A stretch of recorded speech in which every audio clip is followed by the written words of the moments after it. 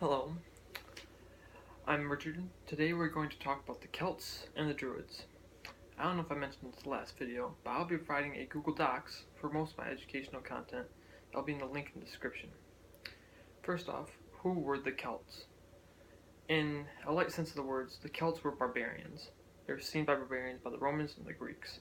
This is because of their ferocious reputation as great warriors. The Celts started off in Europe around 2400 BC. The Celts lived from Ireland and the British Isles all the way to Turkey. They gained a lot of their spreading around 1200 BC. They had different groups that traveled around from. They had a lot of traders in their mix. They're very good at bringing from things one to another. A queen of Egypt actually hired a group of Celts as her royal caravanners, I would say. They were originally defeated. Well, the decline of the Celts ended around 52 BC by Julius Caesar, when they were conquered. Most of their land was conquered by the Romans. During the time of the Celts, a large amount of land was inhabited by them all over Europe. A lot of land in France, Spain, and modern-day Britain. So there are a lot of events that happened in the history of the Celts. They're around for a long time, and they're still historically around today with their ancestors, which lie in British Isles and Ireland. So there was the approximate of their arrival in 24,000 BC, and from that time they spread west to the British Isles and east into Turkey. They're found farther back than that, but there's heavy presence of them in Turkey. The Celts were one of the first people to begin the Iron Age. That's one of the things that helped them in their strong trader-like lifestyle. They traded iron tools to Rome for other things like wine and pottery. So this is around 700 BC when they started to trade and things such as that. Approximately around 400 BC, the Celtic people began to move into Italy, when this is where the Romans were. So they came to approach upon the Romans' territory, and in 390 BC they actually sacked Rome. This is a big hit for Rome, and it made them want to get rid of the Celts even more, especially since they began to take up residency in farther parts of Italy and became a nuisance with raiding parties throughout that area. Eventually, the Romans took seize of parts of the Celtic territory, and one of the reasons is not just because they were sacked by the Celtics, but they wanted the Celtic gold. In France, the Celts actually had over 400 gold mines that were found. They wanted the gold from the Celts and kind of revenge for sacking Rome. They also, at this time, the Germanic people began to move westward, pushing the Celtics into the east and up into Ireland and British Isles, where their ancestors currently reside. The belief system of the Celts, it's not too complicated, but it's not overly simplified. Because the Celts, their lifestyle was mainly ruled by tribes that were ruled by a chief. And because of this, they created a lot of civil disconnects. There was no hierarchy in government like the Romans or the Greeks had. So it was mainly regional. So a lot of regional areas had their own deities that they worshipped. There were a few constants, like the water was very sacred to them. Sacrifices were normally held near rivers or lakes. This is also where the idea of wishing wells came from. They'll throw coins as sacrifices into wells. One of the beliefs of the Celts that was brought to them by the Druids is reincarnation. And it was an immediate reincarnation. They didn't go any places. It was instant, boom. The Romans believed this was false and brought to the Celts by the Druids to help them make them better warriors that had no fear of death on the battlefield. this also probably made it so they had less mercy when they were fighting as well, because the people would not suffer after they died, they'd instantly be reincarnated.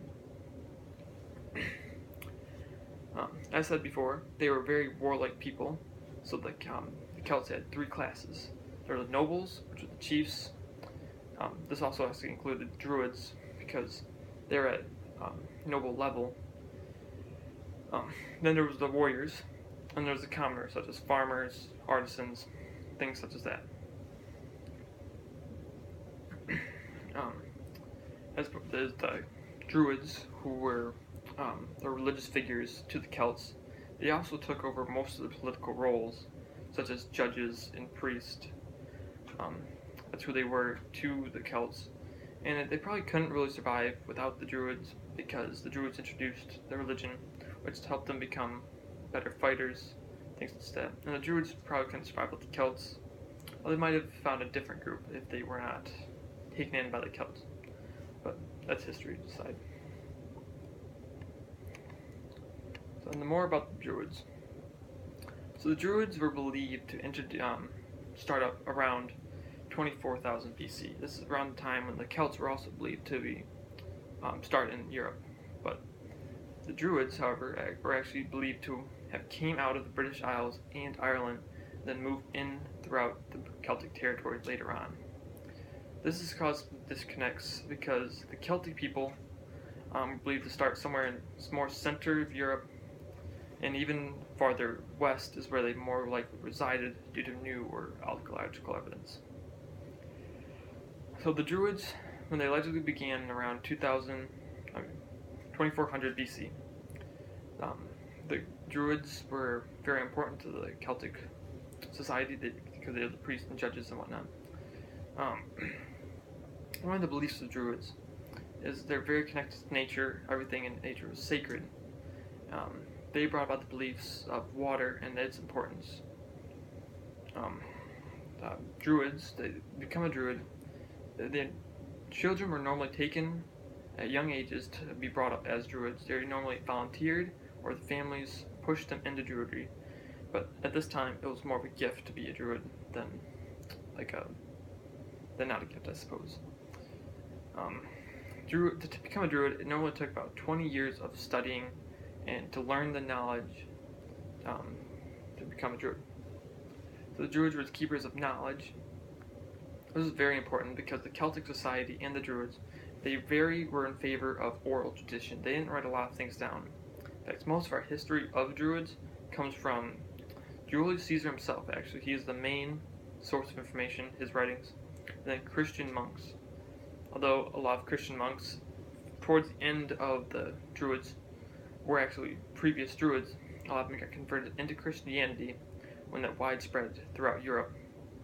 So a lot of the stories and such that actually came from Celtic Druids who were adapted into Christianity and later wrote down the information. So the Druids, a lot of their power did come from the Celtics, and a lot of the Druids were nobles, so the land and power they had came from their nobility that came into Druidry. It is believed that after the Romans swept in and they took over a lot of Celtic territory, then the Romans converted to Christianity, which all the Roman territories supposedly became Christian, and then the Christianity spread up into the islands, British Isles, taking over the rest of the Celts. A lot of the Celtic people became Christians, and then Druidry, a lot of the Druids were kind of converted into Christianity, and this is most likely due to the steep punishments that a lot of Druids were hunted down by the Romans and the Catholic Church at the time, because it taught a different religion, which could decline the wealth of the Catholic Church. And the Romans didn't really like the Druids because they taught the Celts this life after death, immediate reincarnation, things such as that. So that is the main reason why the decline of the Druids happened, and the Celts actually, because with the Romans, after they conquer, they normally take people in by throwing out their own ancestry and replacing it with Roman. So, Druidry, though, is believed to have stayed around and been present in Ireland and up into the 18th century. And then eventually they're seen as magi or magicians. It's people that cast spells. And if you don't know what magi is, I can cover that more later when I talk about Christianity. But today, there's a group of people called the Order of the Bards, Ovelets, I'm not sure about that one, and the Druids. I have a link in the Google Docs that I will be providing in the link in the description. So feel free to read up on them, but I'll be warned, they're very biased in their writings. But I believe at this current moment they're the main group that still talks about Druidry and are trying to bring it back into modern society. So thanks for watching the video. Follow us on Twitter and Facebook. And feel free to subscribe and hit the like button. Thank you.